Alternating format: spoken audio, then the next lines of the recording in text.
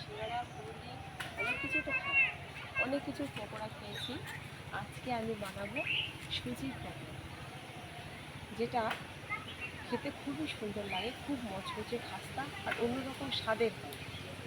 আর তার জন্য আমি কয়েকটা কারি পাতা তুলে নিয়েছি। তাহলে পুরো ভিডিওটি দেখতে থাকুন কীভাবে বানাই সুজির পকোড়া। কারি পাতাটা তুলে নিয়ে রান্নাঘরে চলে এসেছি। এবারে সুজির পকোড়া বানানোর জন্য আমি এখানে 1 বাটি সুজি নিয়েছি। সুজিটা প্রথমে একটা পাত্রে ঢেলে নিচ্ছি। এবারে এর মধ্যে সমস্ত উপকরণগুলো দিয়ে দেব।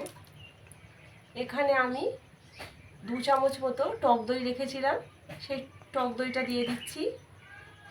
এখানে আমি টক দই দিয়েছি, আপনারা চাইলে টক দই যদি না থাকে টক দইয়ের পরিবর্তে একটা পাতিলেবুর রস দিয়ে দিতে পারেন। আমি দিয়ে দিচ্ছি এখানে 2 চামচ বেসন,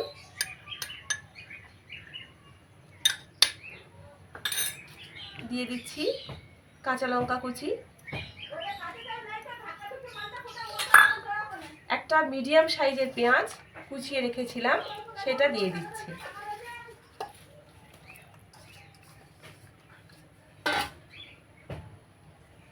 দিয়ে দিচ্ছি আদা কুচি, দিয়ে দিচ্ছি রসুন কুচি,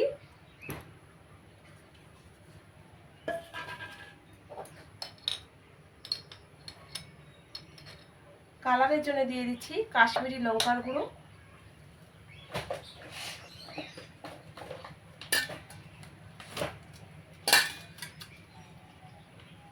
ঝালের জন্য যেহেতু কাঁচা লঙ্কা দিয়েছি তাই খুব কম পরিমাণে একটু লাল লঙ্কার গুঁড়ো দিয়ে দিলাম।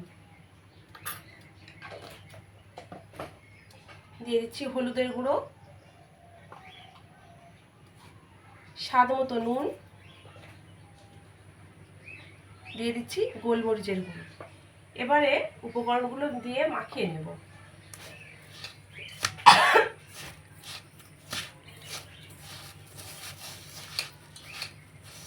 এবারে এর মধ্যে অল্প করে জল দেব।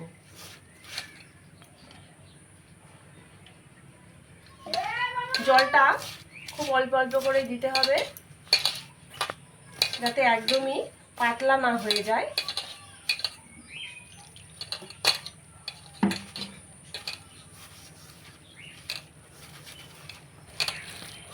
এবারে এর মধ্যে দিয়ে দিচ্ছি কিছুটা কালো জিরে, আর দিয়ে দিচ্ছি সবশেষে গরম মশলা।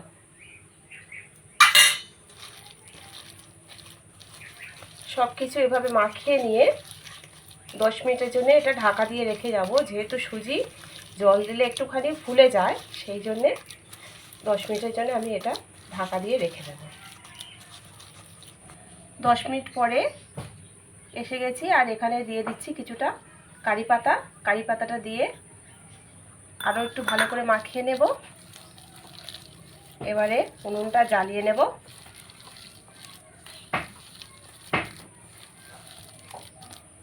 পকোড়ার ভেজে নেওয়ার জন্য কড়াইতে সাদা তেল গরম করতে দিয়েছিলাম, তেলটা গরম হয়ে গেছে।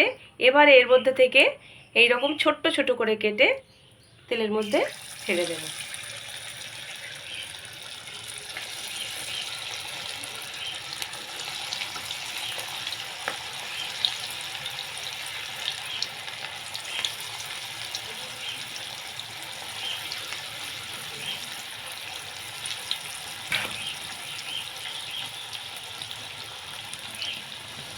বন্ধুরা, পকোড়াগুলো একদম মিডিয়াম আঁচে ভেজেছি, যাতে ভিতর থেকে বাইরে পর্যন্ত সমস্ত দিকটাই মচমচে হয়। প্রথম ব্যাচে পকোড়াগুলো ভাজা হয়ে গেছে, এগুলোকে তুলে নেব। আর এই একই রকমভাবে সব পকোড়াগুলো ভেজে নেব। তো বন্ধুরা, তৈরি হয়ে গেছে আমার আজকের রেসিপি সুজির পকোড়া। ভিডিওটি পুরো দেখার অনুরোধ রইল। আর যদি ভালো লেগে থাকে লাইক, শেয়ার, কমেন্ট করে জানাবেন। চ্যানেলটিকে সাবস্ক্রাইব করে আমার পাশে থাকবেন। আজকের মতো এখানেই শেষ করছি। ভালো থাকবেন, ধন্যবাদ।